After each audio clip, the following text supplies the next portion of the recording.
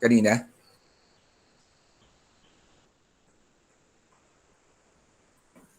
May nag-a-appear ng screen sa inyo? Meron na po, Meron na sir. po, sir. Meron na Wala po, na. sir.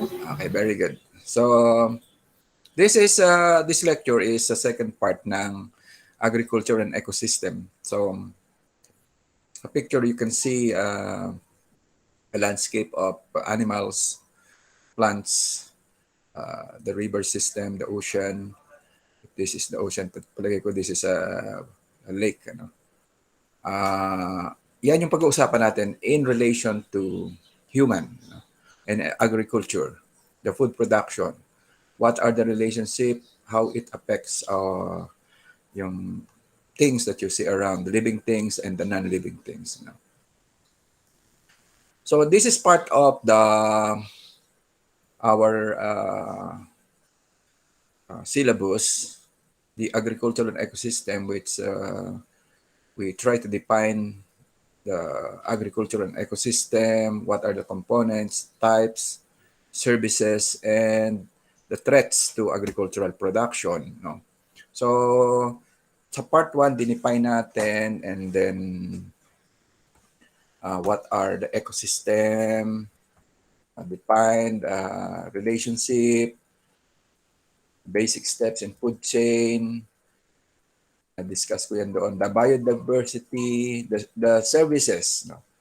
Yung mga benefits ng magandang ecosystem, mga ecosystem ng ginawa ng tao, yan. Use of chemical fertilizers and organic matters, you know, the soil organisms, why it is so important to have healthy crops. So we partly discuss about organic agriculture, organic products, and there are, of course, mga mga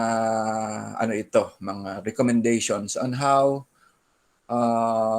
ways the farm can be made to function in a more ecologically sound manner.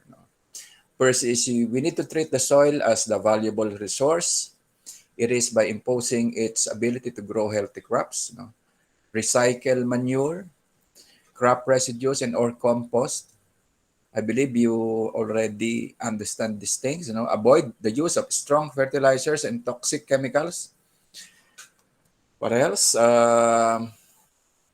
Plant more than one crop species at once. So multiple cropping or consecutively magkasunod. Wag monocropping lang.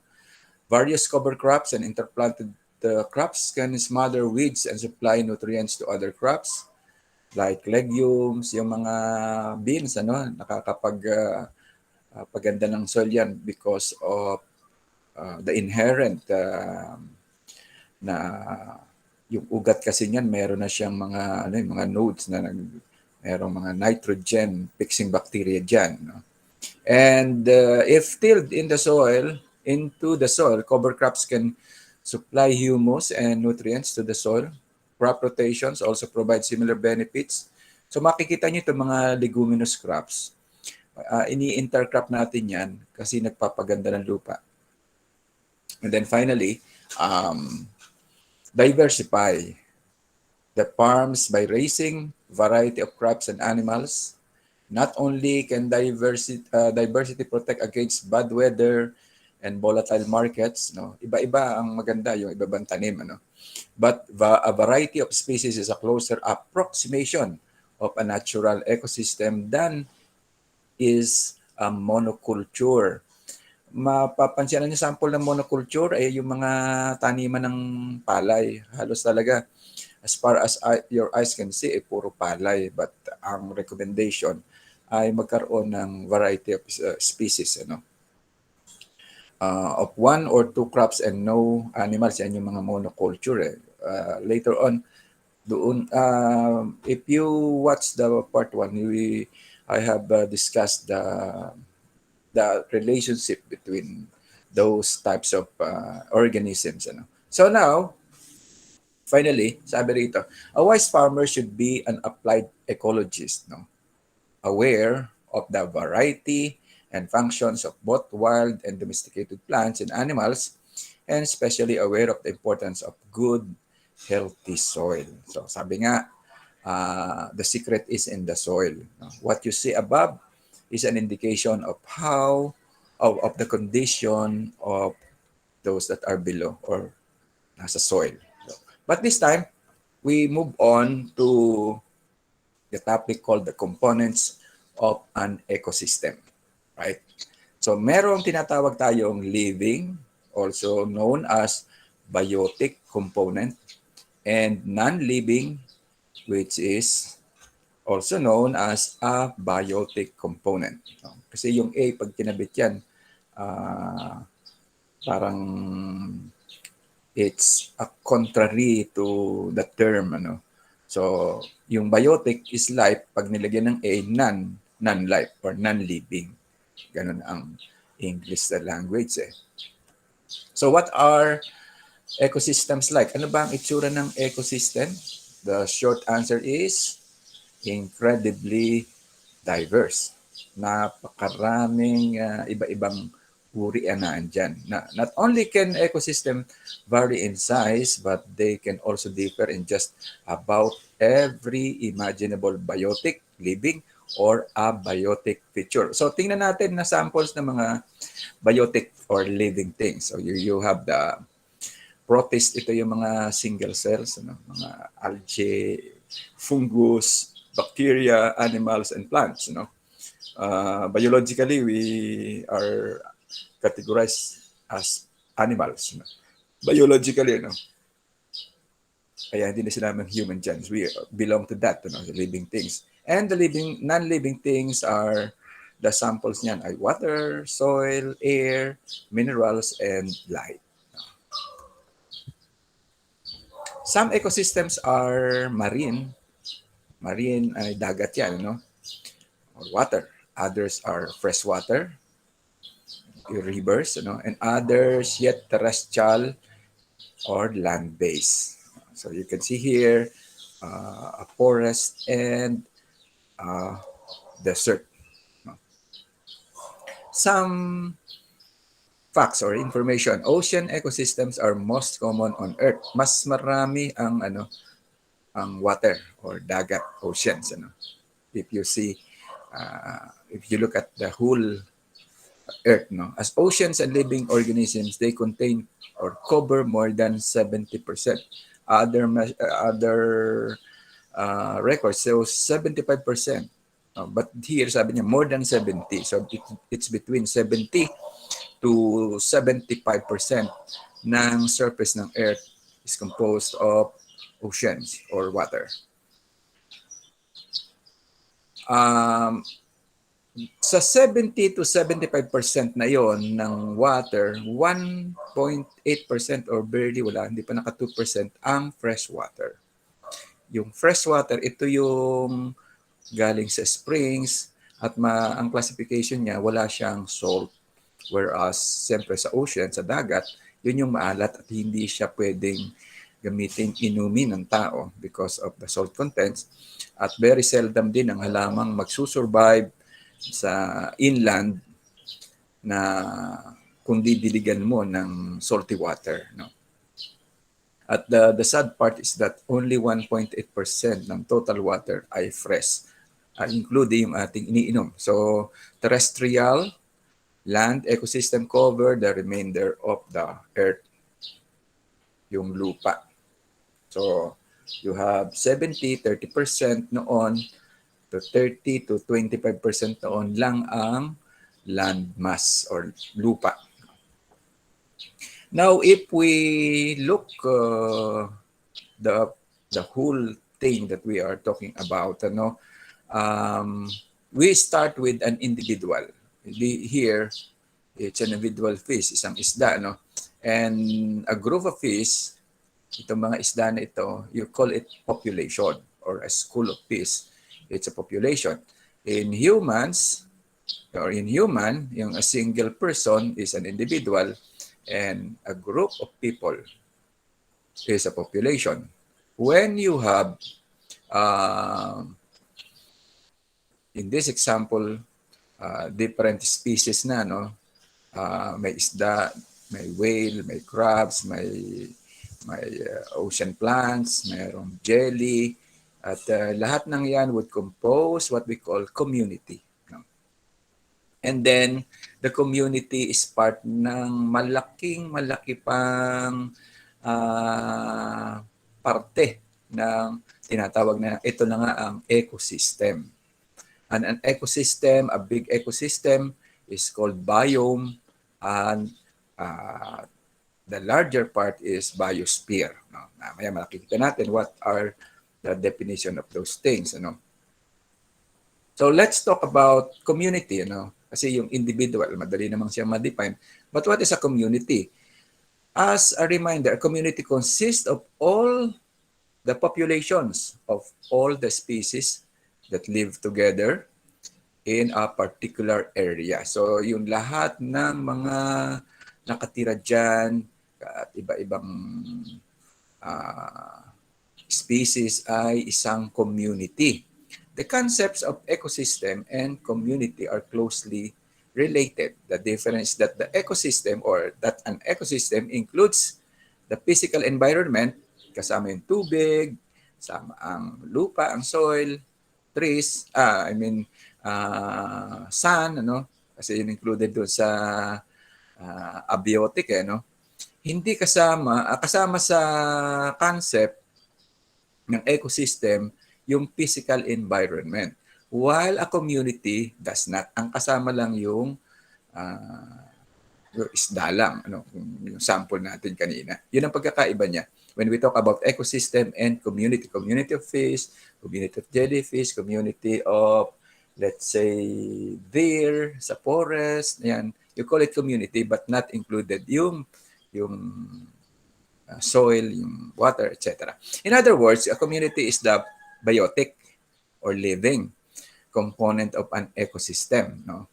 In addition to this biotic component, the ecosystem also includes an abiotic component or the physical environment which I mentioned. No?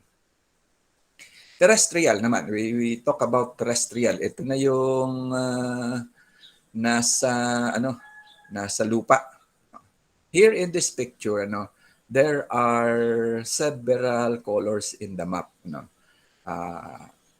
Like the first one, tropical forest, green pa siya at konti na yung green. Philippines is color green. Now, let's look at the gray one, the desert, and yung violet are mountains. So, mapapansin nyo na konti yung merong mga mountain ranges kung tawagin. Sa Pilipinas, meron ding parts na mountains, Sierra Madre. Yan. And then, temperate forest, temperate grassland. So, ang tinatawag na terrestrial ecosystem can be further grouped into broad categories called biomes based largely on climate. So, yung biomes, nakabase siya sa climate na temperate, yung isang ang klima ay nagyeyelo, no? So, kaya nagkaroon ng iba-ibang forma itong lupa base doon sa tinatanggap niyang climatic condition like rainforest, tropical rainforest, no? Kasi yan medyo maulan diyan sa lugar na yan, no? Savannas, ang deserts naman ay extreme ang kaniyang heat temperature diyan. That's why walang mabuhay at nabe-breakdown yung lupa, nagiging napapawid ng hangin na dahil sa kakulangan na ng tubig. Then you have the coniferous forest, deciduous forest, and tundra, iba-iba. So, itong mga classifications na ito ay kanya siyang na-create base sa tinatawag nating climate.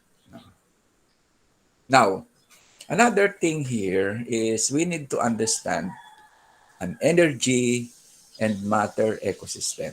Okay, ano ba itong energy and matter? No. In ecosystem, matter and energy are transferred from one form to another. Look at this picture. No. As far as the Earth is concerned, most of the energy, at free naman yan, ay nanggagaling sa sun.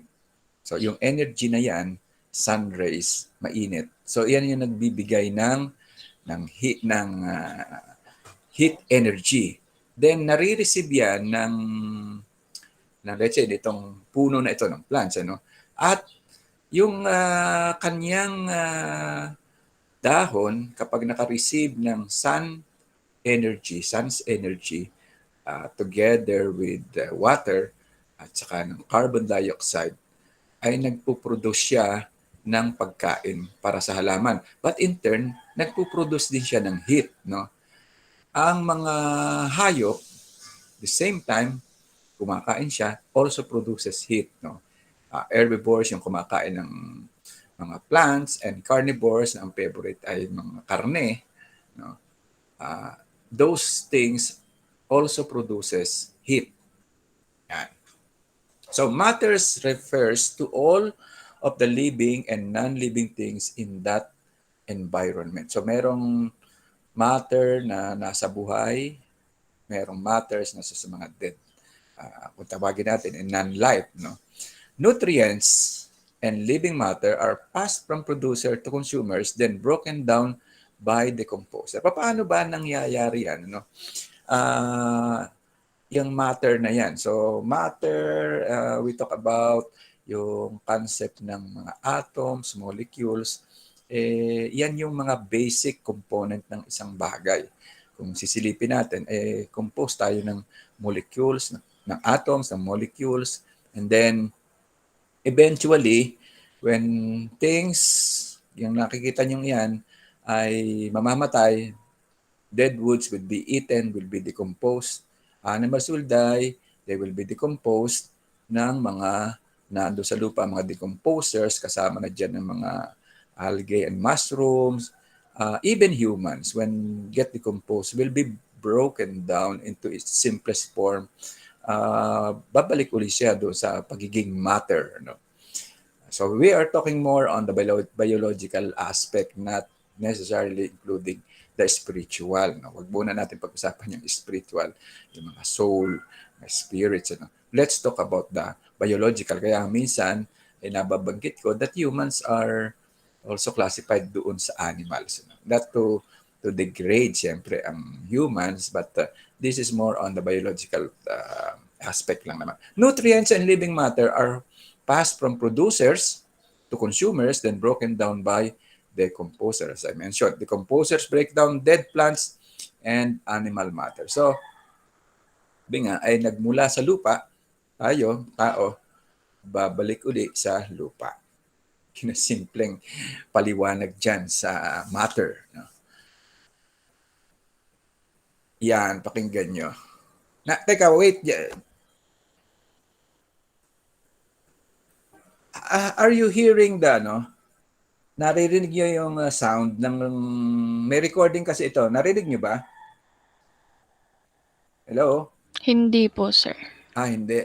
Yun yung problem. Actually, this is a video, but yun yung isang, ibibigay ko lang sa inyo yung link. You should watch that sa YouTube. So, I'll just proceed. I'll just give you the link. Okay? But basically, yun yung ibig sabihin nung pinaliwanag ko na yun. Now, matter is recycled. Sa Tagalog nga yun, yung from dust to dust, or mula sa alabok. Ang tao ay babalik uli sa alabok. No? Pagkatapos mabuhay, ay mabubulok din ang tao. Ang hayop, tapos mabuhay, mabubulok din, at babalik sa simple form ng matter. Matter is recycled through Earth's ecosystem. Though it may move from one ecosystem to another as it does when nutrients are washed away into river, the same atoms are used over and over again, assembled into different chemical forms and incorporated into the bodies of different organisms. Imagine niyo pwede pa lang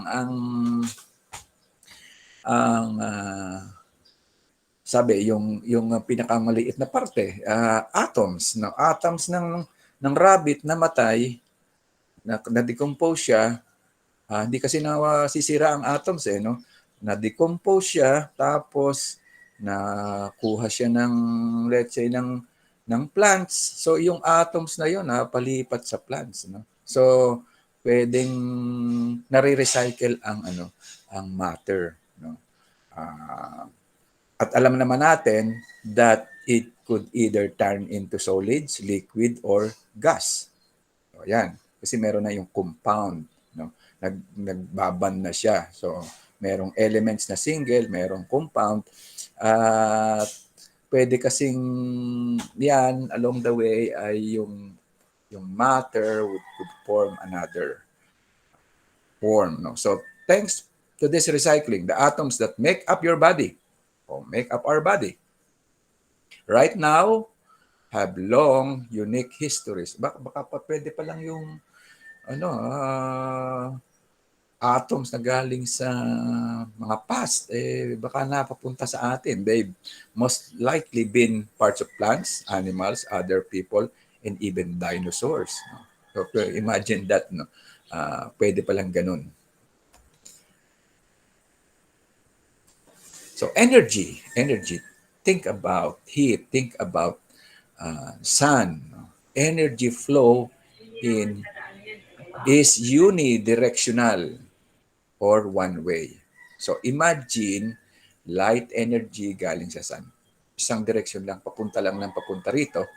And then you need carbon dioxide and water that produces the food for plants, which eventually would give off an oxygen. Okay? So sa science, yung CO2, carbon dioxide, CO2, may oxygen din siya. So yung carbon, pag natanggal doon sa CO2, oxygen. No? So, yun yung basic science. Ano? Instant energy flow through an ecosystem is a one-way street, generally from light to heat, init. Life is based on energy. Life is based on energy. On Earth, the sun is the primary source of energy. Plants turn sunlight into chemical energy through a process called photosynthesis. Yung green uh, parts ng leaves, yun doon nagmimix ang sunlight, ang water coming from roots, at saka ang carbon dioxide to produce food for the plants. Plants and trees are the energy producers. Herbivores or plant eaters and carnivores or meat eaters are energy consumers. So, yung energy na yan, ikailangan ng ibang living things, no?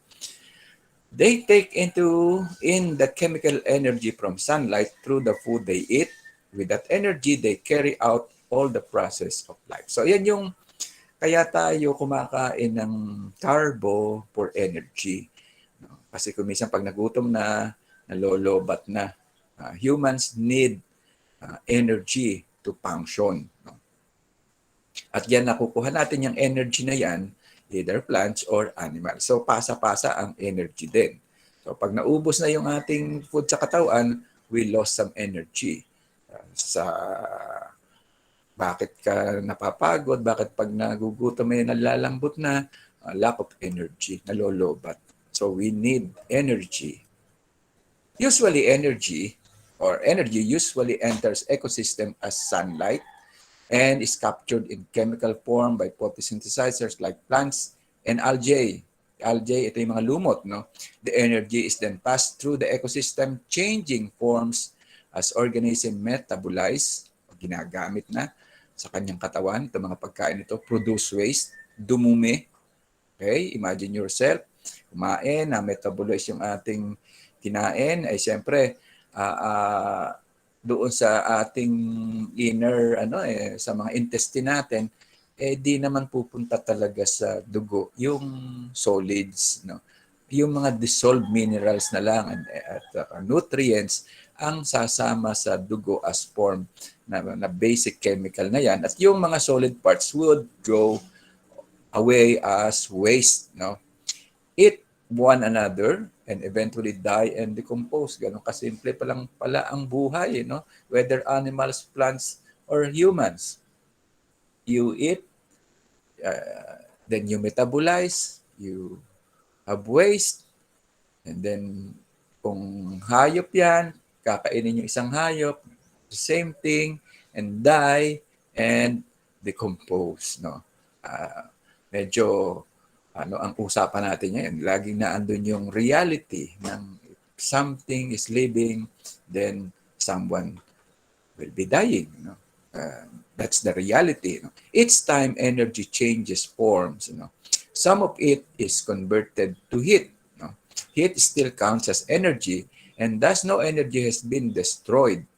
So hindi na destroyed kasi nag-produce pa rin siya ng heat, but it generally can't be used as an energy source by living organism. So hindi na yung init na lumabas sa katawan ng herbivores, ng carnivore, hindi na yan magagamit natin na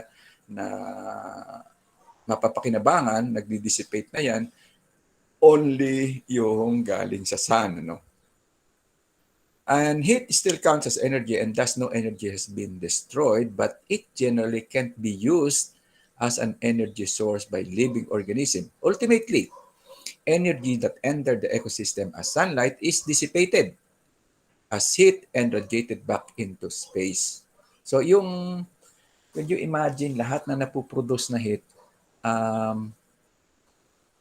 pupunta ulit sa space, sa taas natin.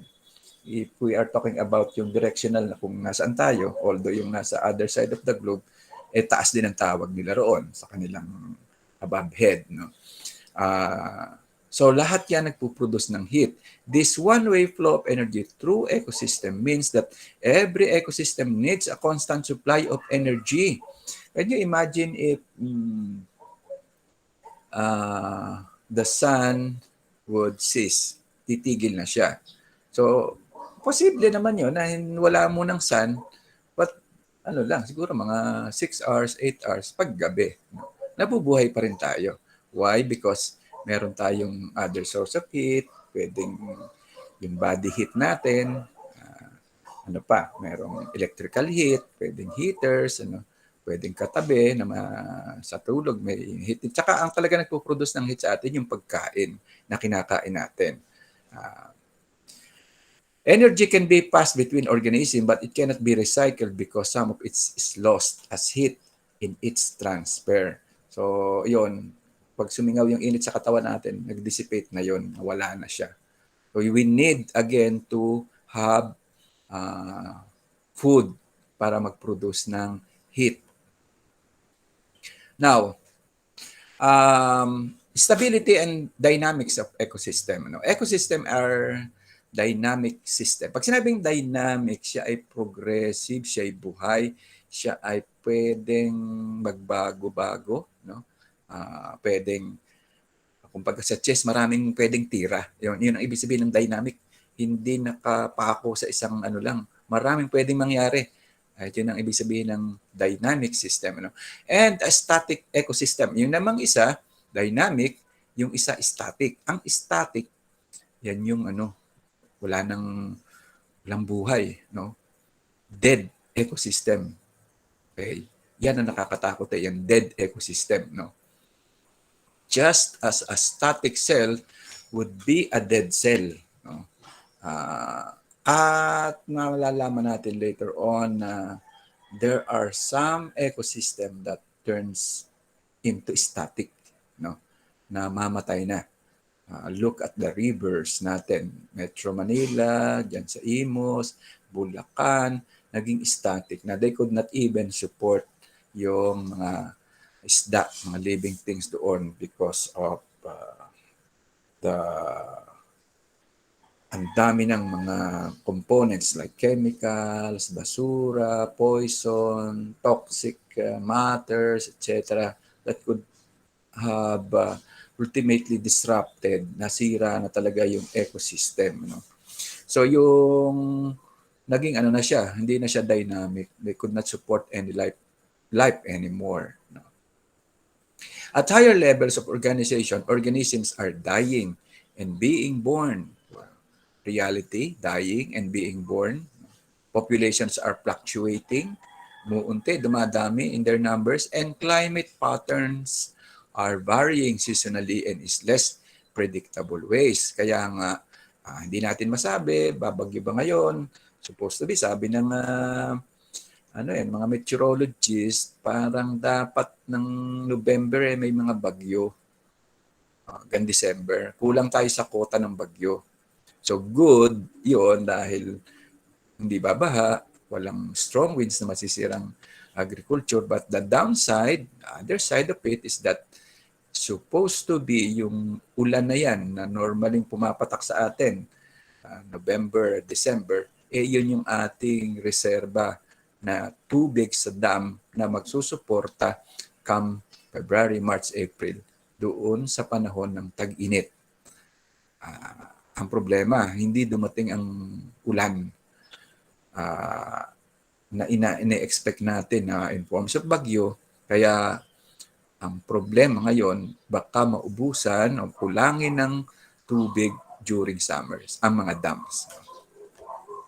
Yan yung interplay ng ecosystem natin. At mahirap ay paliwanag basta kaagad, bakit hindi umuulan? Bakit hindi bumabagyo? Could there be somewhere on the other parts of the ocean na ayaw uminit ang tubig para magkaroon ng water vapor, ganun ba? So may mga ganong pag-aaral. So again, those are part of the ecosystem na may mga taong talagang iyan ang kanilang expertise para pag-aralan. Because all of those things would eventually affect human lives, human communities, plants, animals. At yan ay napapag-aralan na ngayon natin yan. So, here is a sample of an static or static ecosystem would be a dead ecosystem. A reverse or exactly an opposite of dynamic.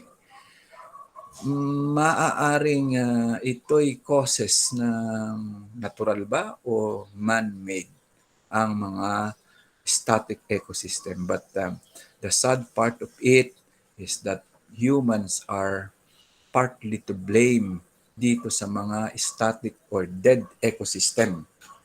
Right? At itong nasa right side, right top picture is a human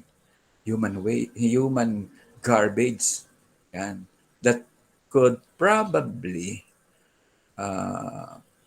ended up sa ocean with chemicals destroying corals.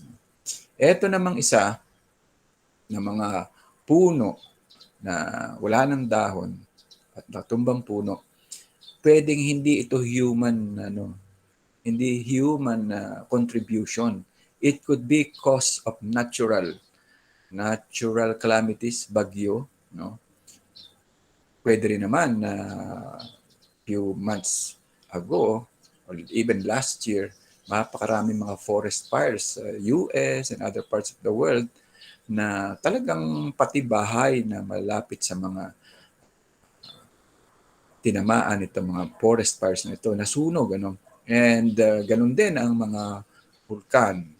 Parang last year until now, ngayon pinakamaraming pumutok na vulkan. Simultaneously, kung di man sabay-sabay, sunod-sunod. No?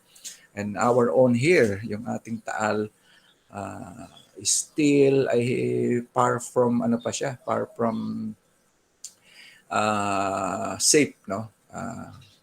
Kahapon mayroon nag-post na video na may parang gabi na siya no? Pero medyo maliwanag pa naman yung kitang-kita na merong malaking parang apoy, hindi nila may paliwanag kung sabi niya, wala namang magsusunog doon at saka wala namang masusunog. Imposible rin naman ikang ilaw yan dahil napakalaki. Ang kanilang sabi ng mga nagbibideo, baka lava. We do not know. Nag-iintay ko nga kung ano ang baka inimbestigahan na kung ano yun. But nasa video kasi. No?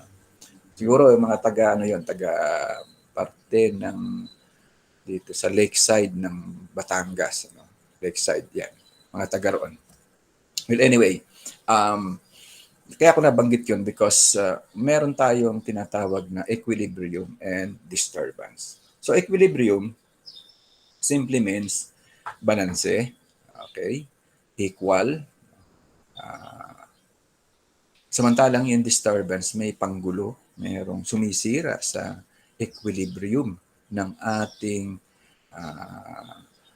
palibot, ng ating ecosystem. So ito yung bigger picture, yung biosphere. The biosphere consists of hydrosphere. Hydro is water. Lithosphere is earth. So ito yung lupa at ang nasa ilalim ng lupa. And yung nasa taas, atmosphere is air. Composes of the biosphere. Hydro, water. Lithos, earth. And atmosphere, air. Ngayon, yung tatlong yan, ay interconnected din yan. They depend on each other. No? At may mga pagkakataon na nagkakaroon ng healthy relationship to, like water evaporates into atmosphere and then turns into a rain that eventually gives enough water para masustain ang life sa land. And then yung minsan yung land, yung kanyang mga nutrients would go to the sea or to the water, at kailangan din niya ng mga plants at animals doon, yung mga nutrients na yan, at so on, at nagkakaroon sila ng symbiotic relationship. Now, may mga pagkakataon na nadidisrupt itong equilibrium na ito. Ecosystem may be knocked out of equilibrium by disturbances, disruptive events that affect their composition. This is a forest fire. Malimit yan sa mga balita. Actually, hindi nga forest to. This is a bush fire. Mga damo lang ito nasusunog na ito. Some disturbances are a result of natural processes. May mga instances sa US na hindi kinakailangang magsindika ng posporo o lighter para makakreate ng apoy. Because of the intense heat coming from the sun, at nagkataon naman yung grassland nila, tuyo na ang mga damo, para nang nalagyan noong yung salamin na pag itinutok mo, magnifying glass. Kusa ng combustion ang mga dead na mga leaves at na umuusok hanggang sa magka-create siya ng fire that spreads. Tapos hahangin, dry air, papadpad at yun ang mga causes. So these are sample of natural disturbances. At ito masakit. This is the one that really dito tayo nagkakasisisihan. Other disturbances are the result of human activities. At iyan kaya isinasama natin dito sa ating usapan, being you as a young student of agriculture, ay meron na rin tayong parte o kaya ay obligasyon na maintindihan itong mga pangyayaring ito because we might be naive. Ibig sabihin, hindi natin alam na tayo pala nakaka-contribute na dito sa mga tinatawag nating disturbances without even knowing it, at hindi naman natin intensyon na sirain ng kapaligiran, but we are, sinasabi nga na tayo ay parang nagiging parte noong human activities. Example, acid rainfall. Merong dito sa picture na ito, acid rainfall ay cause yan ng mga chemicals na nasusunog at tapos ay mag-turn into smoke, pupunta sa taas, tapos may mga chemical processes doon na siya ay masasama doon sa ulan, kasi sabi nga natin ang matter hindi agad-agad nasisira. So itong mga chemicals na ito sumasama sa ulan, at dahil siya ay adulterated na ulan, dati yung ulan pwede mong inumin, ngayon delikado. Kaya sabi, kapag panahon ng Mayo, yung unang patak ng ulan, huwag kang maliligo dyan, huwag kang iinom because they could probably contain some chemicals called acid rain. At yung acid rain na yan, pwedeng kung ang concentration ng acid ay masyadong mataas na, could eventually destroy plants, animals. No? This is not actually an acid rain, but ano siya, sulfur dioxide naman itong ibinubuga ng bulkan. Ano? Kahapon, I think 4,000 tons per day ang ibinubuga na sulfur dioxide. The highest is 25,000 tons, tonelada, 1,000 kilograms sa isang ton per day ang ibinubuga. At merong siyang pwedeng epekto sa tao in terms of mahirap kang huminga, or eventually pwedeng maging cause of yung tinatawag na respiratory illness. But the recent na nakita ko at nakausap ko mismo yung mga farmers doon sa boundary ng Alfonso at ng Nasugbu, Batangas, na ang dami nilang namatay na halaman at na-attribute nila baka daw yun ay cause noong ibinubugang sulfur dioxide ng Taal.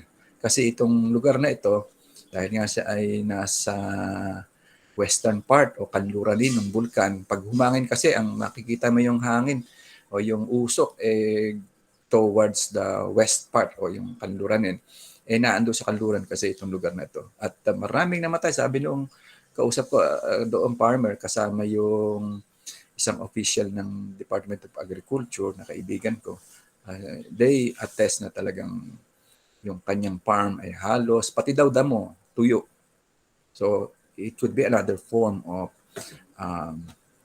adulteration noong tinatawag natin na natural. But these are not human activities. Hindi yung human activities because it is natural sa bulkan. Pero ang sinasabi nating human activities, itong mga coming from industries, mga pabrika, mga usok ng sasakyan, etc. No? And then, yung ibang acid rain na yan would eventually go dito sa lake or sa dagat, which will cause again acidification. Meron namang ibang parte na ang tawag natin dito ay deforestation. Alam nyo na yan. Naubos na mga puno, causing na yung wala na nag-hold sa lupa, kaya pag ulan ng malakas, baha-baha. Okay? Meron naman tayong tinatawag na algal blooms. Ito nakikita niyo yung picture na ito, may patay na isda at mga berde. Masyadong dumami naman yung algae. No? Because ang isang nagko-contribute dyan, when farms uses too much urea, nitrogen, pupunta sa lake. No? Nitrogen yun Kailangan din itong mga algae na ito ng nitrogen. Ay masyadong dumami ang algae at nasuffocate na itong mga isda, causing death. No? So, minsan nangyayari yan diyan sa Taal. No? Those could be attributed to human activities, algal blooms. What else? Invasive species. Etong kuhol na to, bata pa ako, nakita ko na to, pero ito ay sinasabi na ina-introduce. Wala talaga nito sa Pilipinas. Pero nung panahon ni Marcos, biglang dumami itong kuhol na ito. Kasi ito intended for food. Kakainin sana to kaso ayaw naman kainin ng mga tao hanggang sa dumami ng dumami. Tapos meron pang golden kuhol din, maliliit siya kaysa rito, hanggang sa nilagay sa mga pan, tuntua mga tao at pwedeng kainin. Kaya lang sa sobrang dami, pati yung mga palayan, tinira na yung mga tanim na palay, young plants, so naka-apekto siya.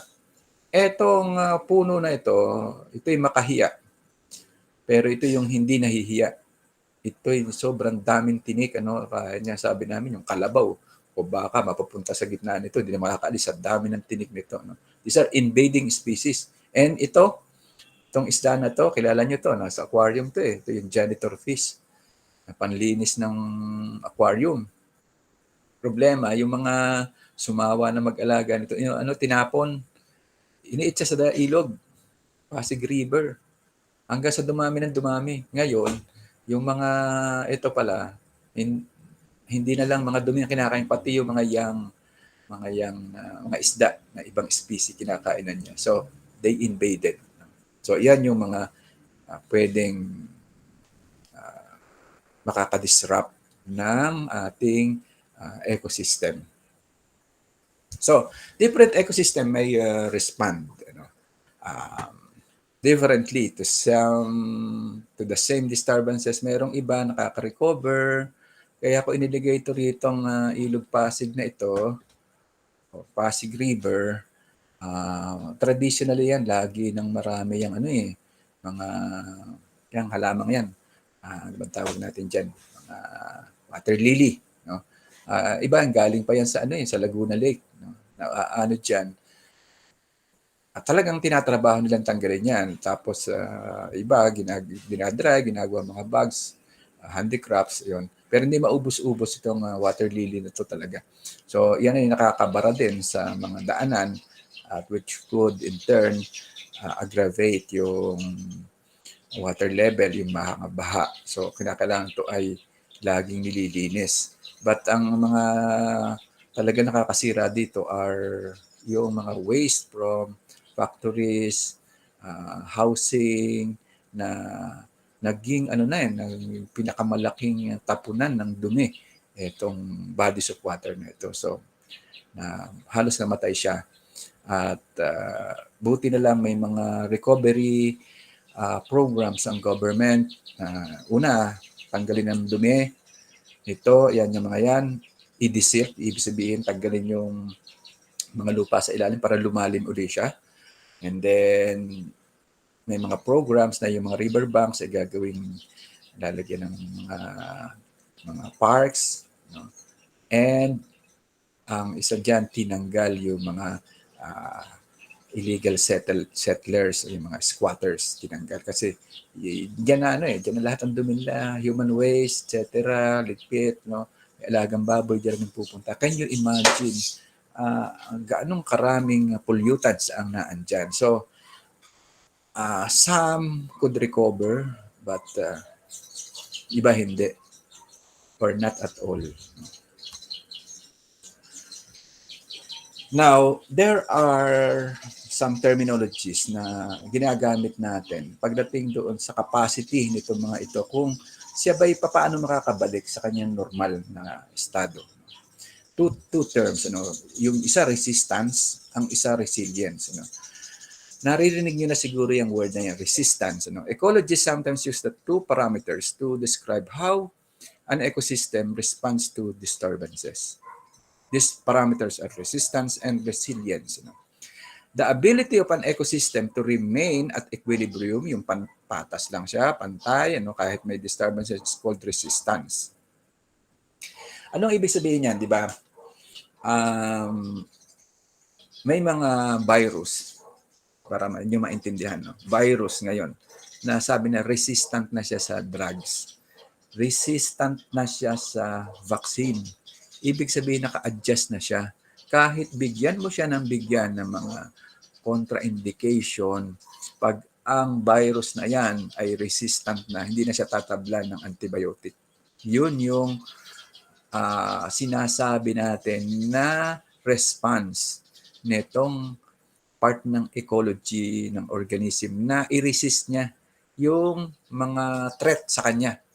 Yung mismong kanyang katawan, meron ng immune system. So may mga tao na sinasabi natin mataas ang resistance sa sakit. Mataas ang resistance sa mga virus because yung kanyang tinatawag na antibodies ay masyadong mataas na kayang i-fight off ang tinatawag na mga invading organism, whether virus or bacteria. No? So, yun yung isang sinasabi ngayon na ngayong panahon ng pandemic ay pataasin natin ang ating resistance. Ibig sabihin din, yung ating mga nasa ecosystem, halaman, forest, bodies of water, pataasin natin ang resistance niya. May mga halaman na ang mahina siya sa drought. Ibig sabihin, tag-init. Meron mang mahina siya sa tag-ulan. No? Some scientists are developing mga species na kanilang binibreed na magiging resistant siya sa excessive na ulan. Mayroon pang palay na tawag na submarine, kahit na 2 buwan siya nakalubog sa tubig, mabubuhay pa rin. Resistant. Meron namang resistant sa drought, kahit tag-init, siya ay mabubuhay pa rin. At yun namang isang terminology, no? Ang tawag ay resilience. How readily an ecosystem returns to equilibrium after being disturbed is called resilience. So, merong mga taong, balik ulit muna tayo sa tao para maintindihan yung resilience, nalugi sa negosyo, kanya okay lang yan, babawi tayo. So siya ay nagsimula uli sa maliit na negosyo, inunti-unti uli, nalugi, pero ganun pa rin, balik uli, naghanap ng bagong pagkakakitaan hanggang sa nakadiskubre ng isang tamang timing, marami siyang nakausap na tumulong sa kanya, bumalik uli at siya ay naging successful. Yun tinatawag nating resilience. Kahit na hindi na maganda ang kondisyon, bumabangon, bumabalik. At merong mga part ng ecosystem natin na resilience o resilient siya.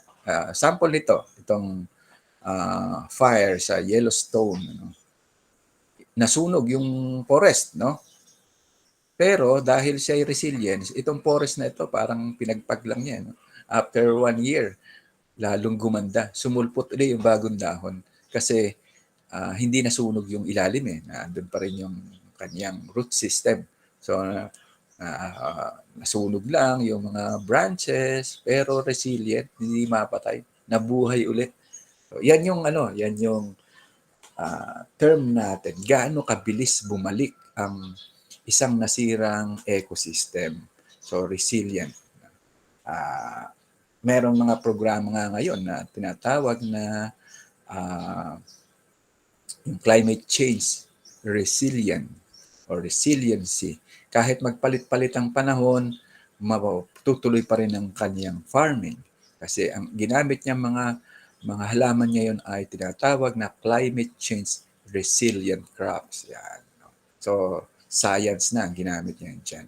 Ako nga, merong nahingi, binigay lang, na graph na kamatis ang iginrap sa talong. At sabi nung gumawa nito, maganda siya during sa rainy season kasi yan isang problema ng kamatis, madali siyang mamatay kapag rainy season. So kung siya igagrap mo sa talong, magsusurvive siya sa rainy season. So naging resilient siya sa heavy rains. Yan. Yun ang ibig sabihin nun.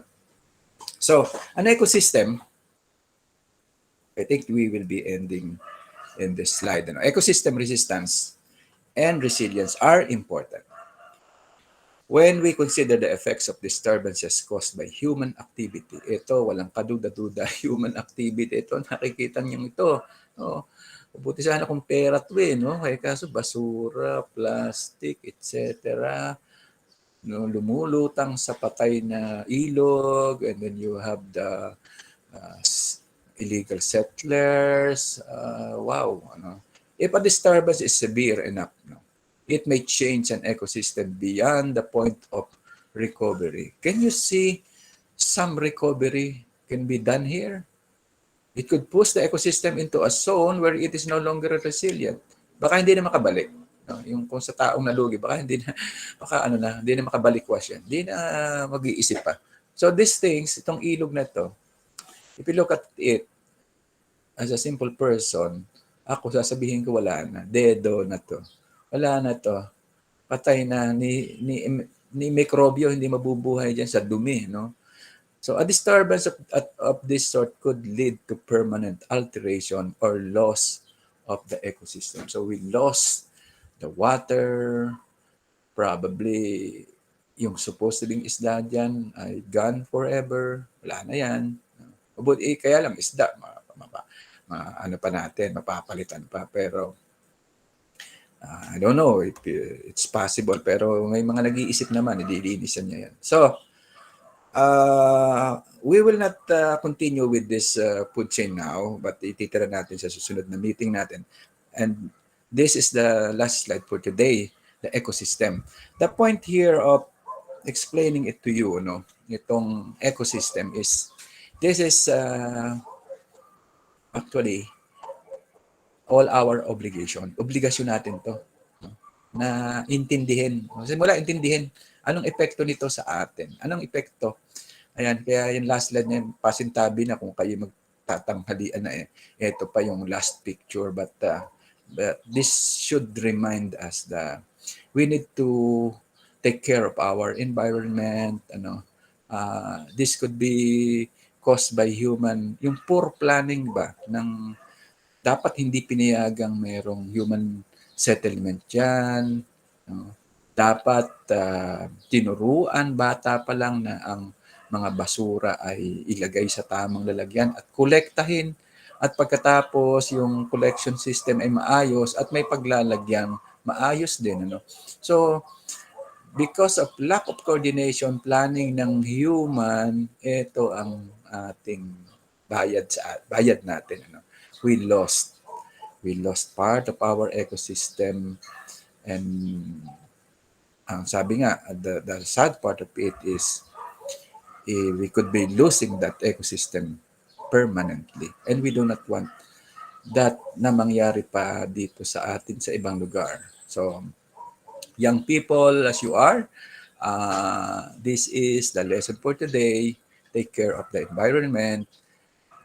Think before you act, because it could affect other microorganisms. So thank you very much for listening today. At I would suggest and recommend that you watch the first video na pinost ko, para mas ma-correlate nyo. No? More than the obligation na makinig sa akin. I think dapat ay ngayon pa lang maintindihan, you are first year in agriculture. Parte natin yan eh. Obligasyon natin yan.